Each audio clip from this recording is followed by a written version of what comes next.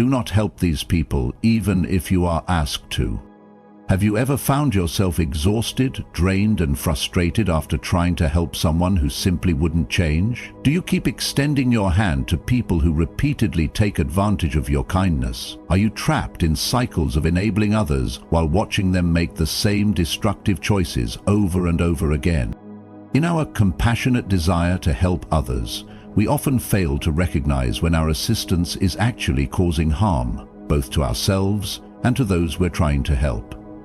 Today we're going to explore a challenging but crucial aspect of Stoic wisdom, discerning when helping others is virtuous and when it becomes counterproductive.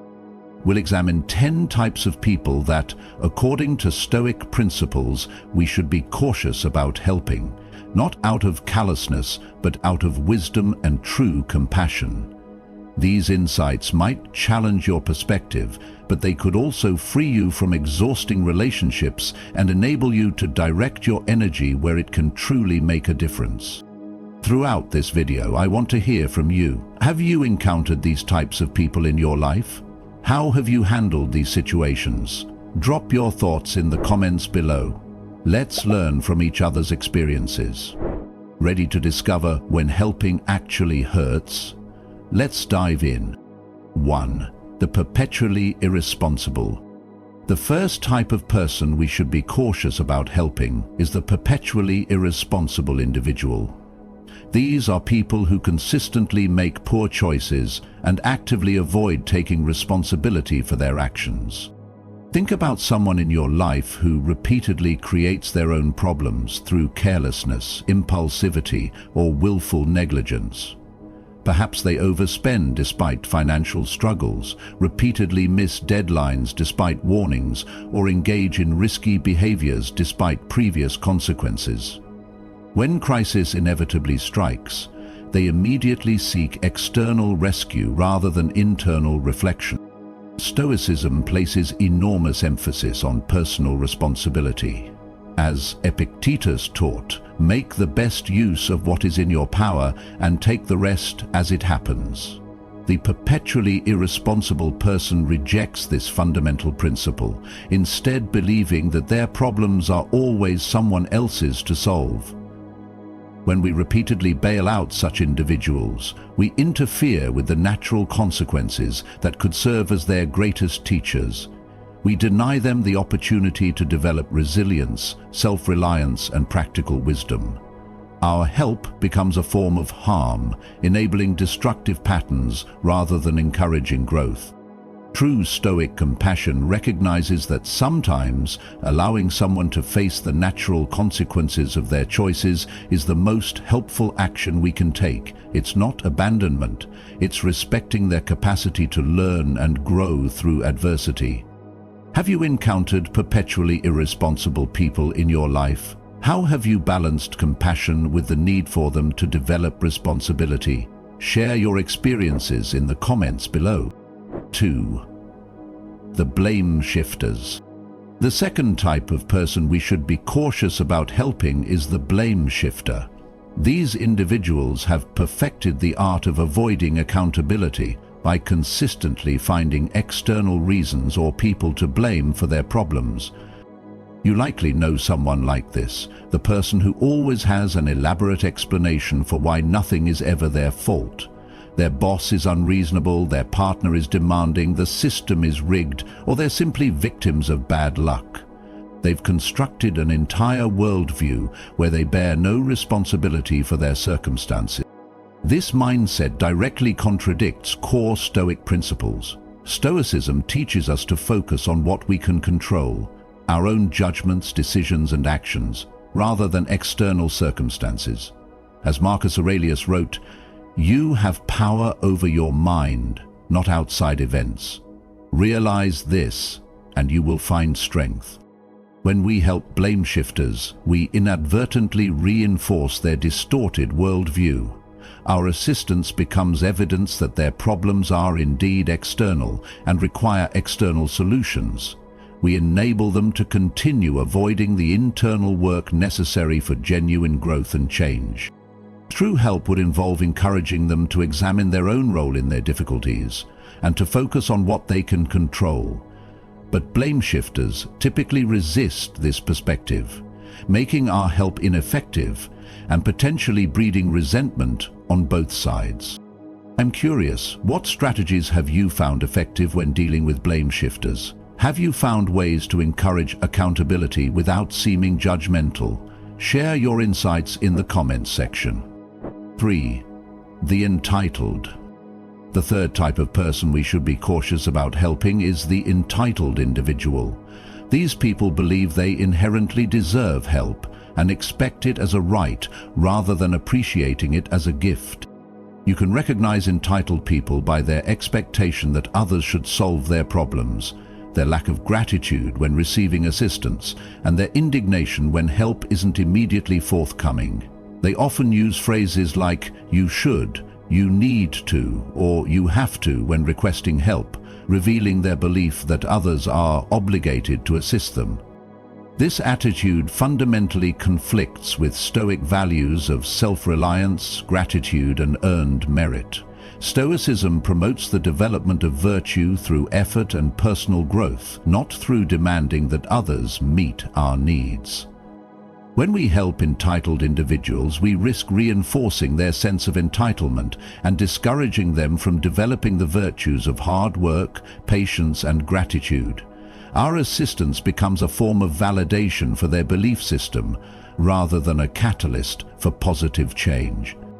True help should empower others to develop their own capabilities and virtues, not foster dependency and expectation. As Seneca advised, it is not the man who has too little, but the man who craves more that is poor. Helping entitled people often feeds their craving for more, rather than addressing their inner poverty of character. Have you dealt with entitled people in your life? How did you respond to their expectations? Did you find ways to help that didn't reinforce entitlement? Share your experiences in the comments below. 4. Lady manipulator. The fourth type of person we should be cautious about helping is the manipulator. These individuals use emotional tactics, guilt trips, or deceit to extract help from others. You might recognize manipulators by their ability to make you feel responsible for their happiness or well-being. They are skilled at playing on your emotions, perhaps through exaggerated displays of distress, subtle guilt-inducing comments, or creating false urgency around their needs. They may alternate between flattery and criticism to keep you off balance and compliant. This behavior directly contradicts Stoic values of honesty, integrity, and straightforward communication. Stoicism prizes truth and transparency in all relationships. As Marcus Aurelius wrote, "Never esteem anything as of advantage to you that will make you break your word or lose your self-respect." When we allow ourselves to be manipulated into helping someone, we compromise our own integrity and enable dishonest behavior in others. We become participants in a relationship built on emotional coercion rather than mutual respect and genuine care. True discernment is essential here. Genuine help is offered freely and willingly, not extracted through manipulation. By setting clear boundaries with manipulators, we actually create the possibility for more authentic relationships based on honesty rather than exploitation. I'd like to hear from you on this one. Have you experienced manipulation from people seeking your help? How did you recognize it, and what boundaries did you establish? Your insights might help others who are currently in manipulative relationships. Share your thoughts in the comments. 5. The addicted, unwilling to change. The fifth type of person we should be cautious about helping is the addicted individual who is unwilling to change. This requires careful nuance. Addiction itself deserves compassion and understanding, but our approach to helping matters tremendously. Consider someone struggling with addiction, whether to substances, gambling, or other destructive behaviors, who actively refuses professional help and shows no commitment to recovery.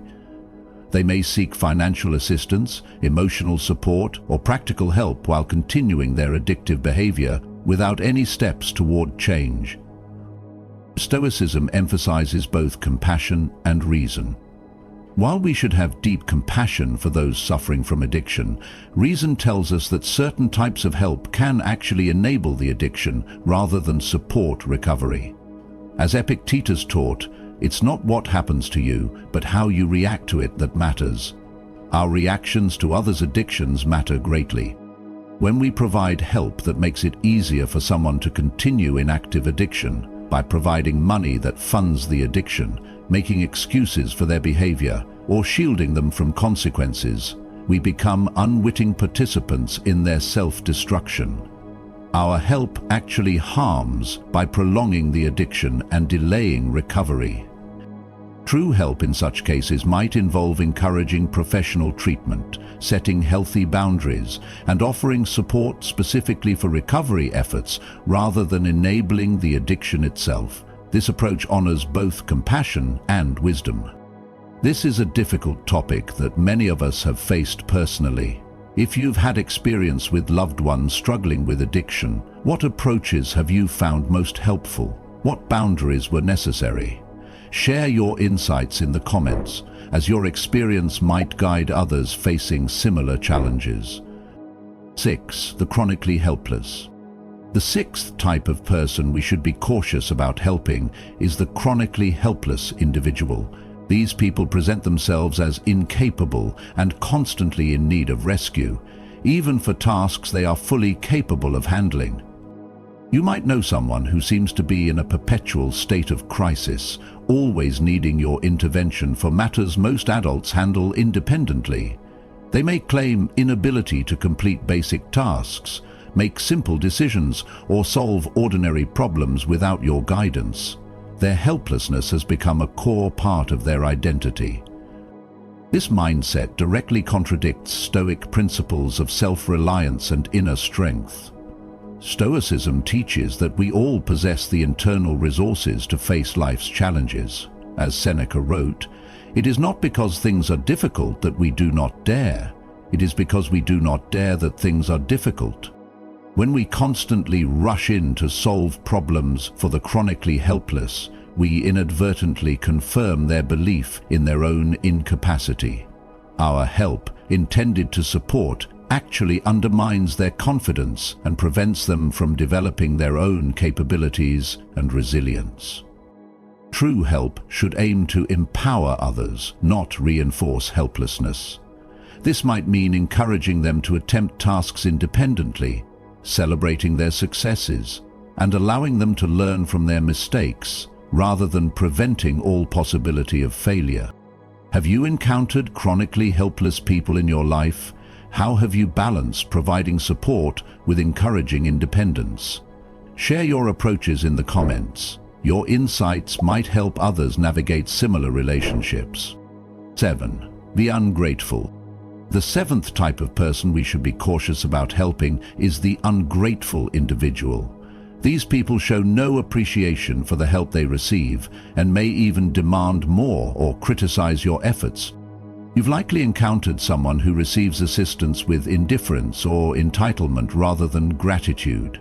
Perhaps they point out flaws in your help, compare your assistance unfavorably to what others have offered, or simply take your support for granted without acknowledgement.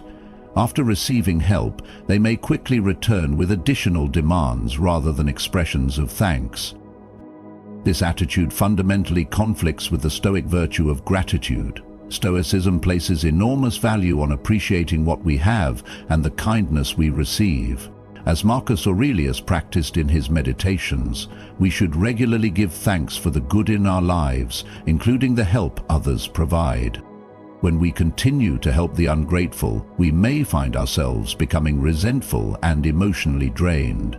While Stoicism teaches that we shouldn't help others solely for gratitude, a complete lack of appreciation can signal that our help is not being received in a constructive way and might be better directed elsewhere.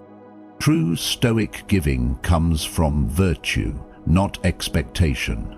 However, wisdom also tells us to direct our limited resources where they can do the most good.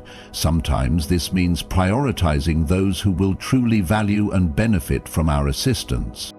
I'm curious about your experiences with ungrateful people. How have you responded to a lack of appreciation for your help? Did you continue offering assistance or redirect your energy elsewhere? Share your thoughts in the comments below. 8. The repeat offenders. The 8th type of person we should be cautious about helping is the repeat offender. These individuals consistently make the same mistakes and seek help for the same recurring problems without learning or changing their behavior. You might know someone who repeatedly finds themselves in identical predicaments, perhaps financial crises of the same nature, relationship conflicts with the same patterns, or professional setbacks stemming from the same behaviors. Despite receiving advice and assistance multiple times, they show no evidence of reflection or adjustment.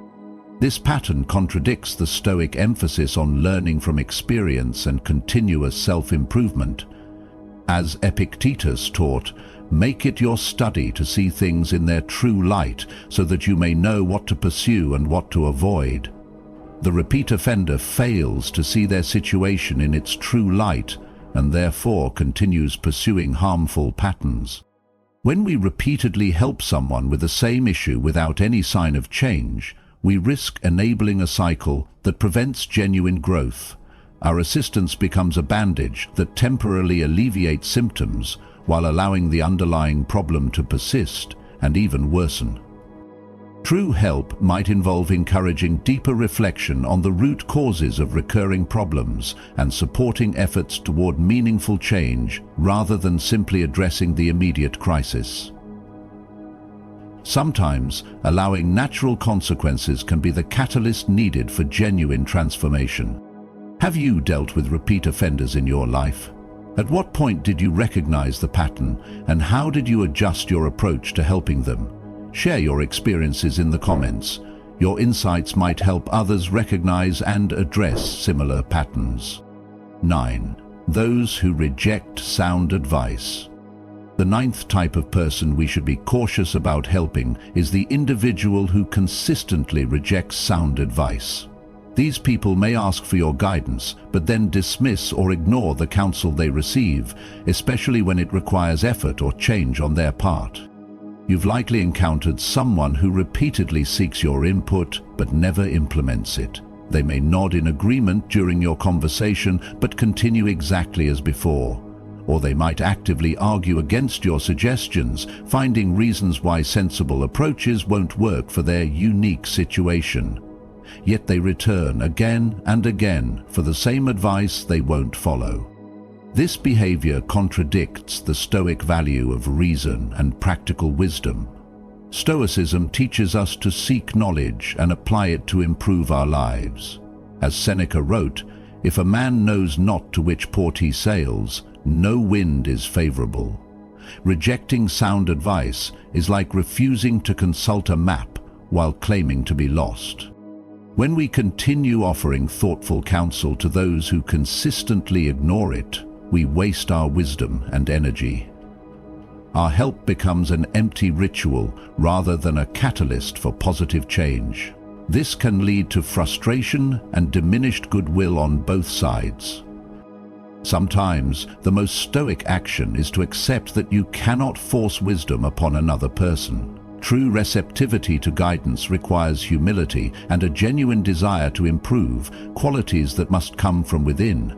Have you experienced the frustration of having your advice repeatedly ignored? How did you respond? Did you find ways to make your guidance more effective, or did you eventually redirect your energy elsewhere? Share your insights in the comments below. 10.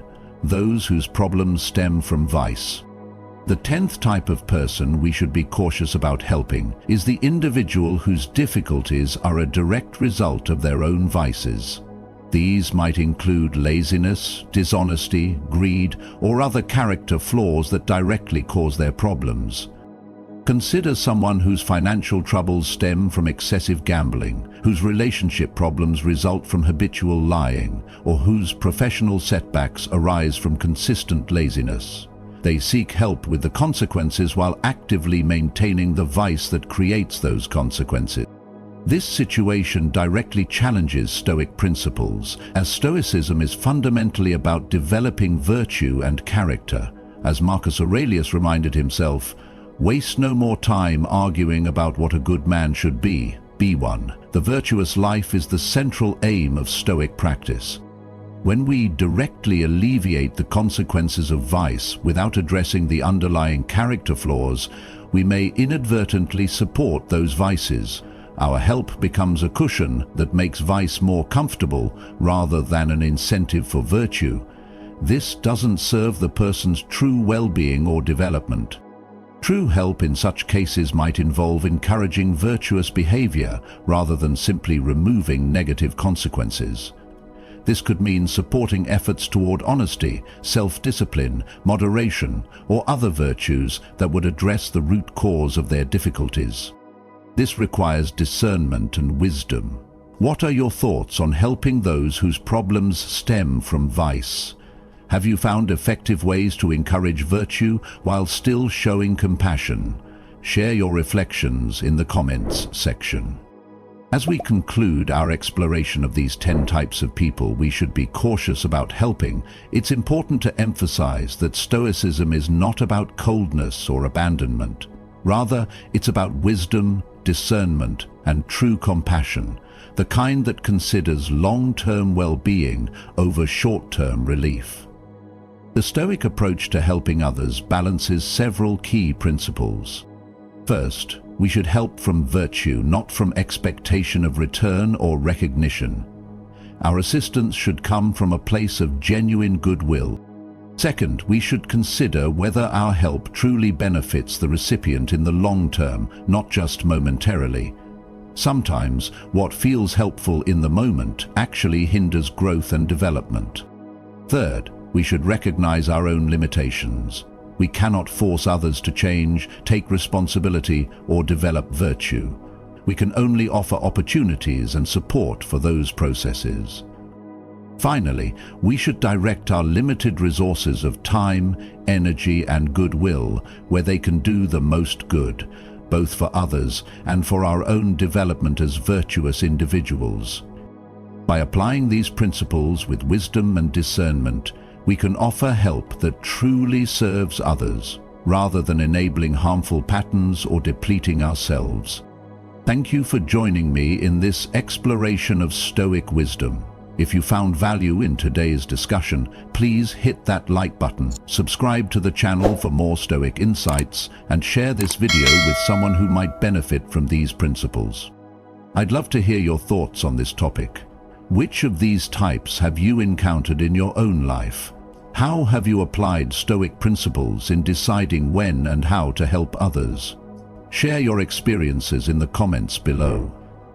Until next time, remember the words of Epictetus. First say to yourself what you would be, and then do what you have to do. Be wise in your compassion and stay virtuous, my friends.